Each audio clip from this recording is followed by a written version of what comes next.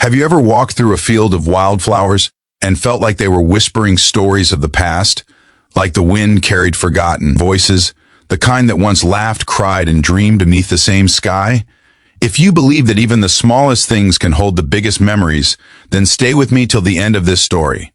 Because what you're about to hear isn't just about flowers or machines. It's about love, loss, and what it truly means to remember. If you feel something by the end, don't forget to like this video and subscribe, because stories like this one deserve to be remembered too.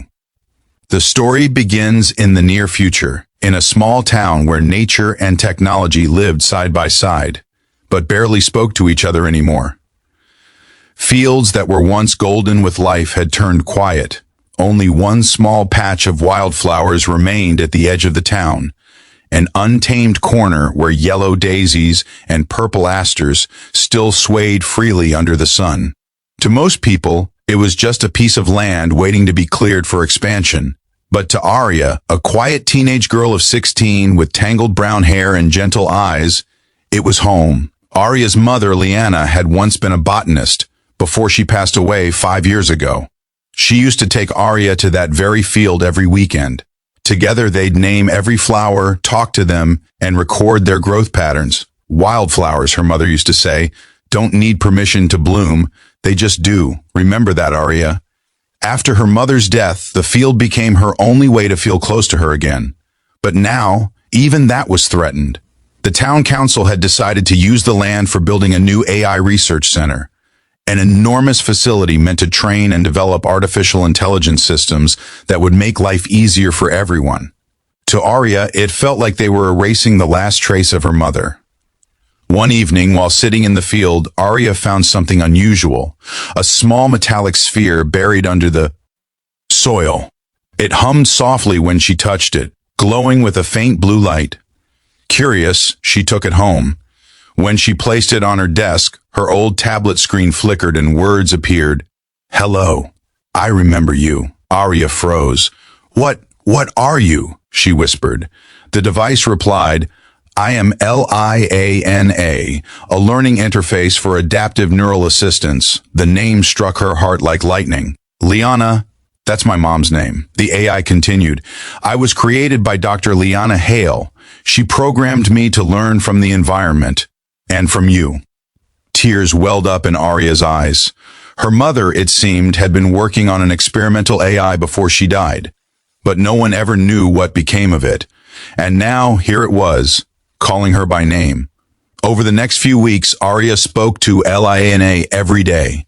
The AI wasn't like others. It didn't talk in cold data or coded logic. It felt human, gentle, warm, even empathetic. It remembered the wildflowers, the sunlight, the way Arya's mother used to sing softly while studying the petals. Together, they began to restore the field. The AI guided Arya, using old data from her mother's research. These flowers communicate through patterns, it explained one day. When one thrives, others grow stronger. When one dies, the rest mourn. It wasn't just poetic, it was scientifically true. Arya could feel it. She began planting again, watering every morning, documenting the process like her mother once did. And LIANA helped her simulate soil conditions and predict rainfall patterns. For the first time since her mother's death, Arya smiled again. The field began to bloom brighter than ever before, but the joy was short-lived. One morning, she found large metal stakes hammered into the field. Construction had begun. Bulldozers loomed at the edge of the meadow. Workers told her to leave. There was nothing she could do. She ran home, tears streaming, and turned on LIANA. They're destroying it. Everything Mom loved, everything we built, it's all going to be gone. The AI's light dimmed, then pulsed again. There may be a way, it said. Your mother left one final command in my core memory. I can connect to the town's AI grid, but it will cost my existence. Arya shook her head. No, you can't. You're all I have left of her. Arya, LIANA said softly. I am not what remains of her. You are. I was only meant to help you remember. Arya sat in silence, her heart breaking. What will happen if you do it? If I connect, I can show them the data, the beauty, the ecological importance of this field. But once I transfer, my core will dissolve into the network. I won't survive as I am now. It was the hardest decision Arya ever faced. The next morning, as the bulldozers approached, she stood in front of the field, clutching her tablet tightly. Now, she whispered. In an instant, the sky above the meadow lit up with a network pulse. Like blue lightning weaving through the air, the construction machines froze. Screens across the town flickered on, showing detailed holographic projections of the field, how its ecosystem supported dozens of rare insects, preserved clean air, and stored micro-level climate data that could predict droughts. Then came her mother's voice, recorded years ago but now broadcast through LIANA's memory. If you destroy nature, you destroy memory. But if you preserve it, you preserve us all. People gathered, silent, moved. Even the mayor hesitated. The AI system that controlled the town's energy grid suddenly displayed a message: preserve the wildflower field. Ecological value, irreplaceable. LIANA's final act was rewriting the town's AI directive to protect what her creator once loved most. The machines powered down. The workers stepped back. The field was safe.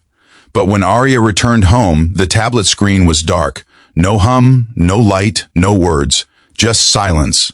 She fell to her knees, sobbing, whispering, "Thank you, thank you." Months passed. The field became a local sanctuary, renamed the Liana Memorial Preserve. Schools brought children to learn about biodiversity and environmental technology. Arya, now older, continued her mother's work, teaching how human hearts and artificial minds could coexist, how both could remember what truly matters.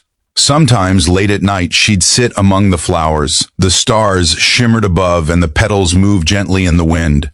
And just for a moment, she could hear a faint hum beneath the soil, like the echo of her old AI friend, whispering softly, "I remember you." Years later, a reporter interviewed Arya, now a scientist herself. They asked, "Do you think AIs can really feel?" She smiled, gazing out at the wildflowers. "I don't know if they feel," she said, "but I know they can remember. And sometimes, remembering is the most human thing of all." The camera slowly panned out, capturing the vast meadow glowing under golden light. Thousands of wildflowers dancing in the wind. A small metallic glint peeked between the roots, half buried, half awake, as if waiting for another story to begin. And in that moment, you could almost believe the wildflowers were whispering her name.